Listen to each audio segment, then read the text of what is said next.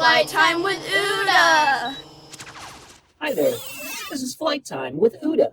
That's me, an unmanned teaching assistant. Today, I'm going to talk about the operational rules of line of sight.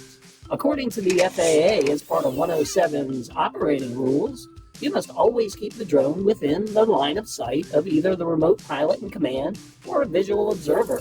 This includes drones that have GPS capability as well. Pre-programmed flights. They're allowed as long as they adhere to the line of sight rule. Using a drone's camera, which is also called first-person view or FPV, however, is not allowed under the line of sight requirement.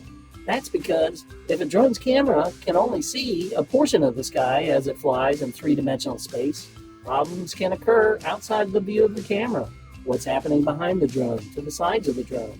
Also, you can't use visual aids like binoculars to see your drone either. Remember, the operator is also known as the remote pilot in command, and that's you, and you are solely responsible for the flight of the aircraft. So if line of sight's an issue with your mission, use one or more visual observers to maximize your flight safety. Visit droneeducationservices.com for more, and be sure to register your drone at faadronezone.faa.gov.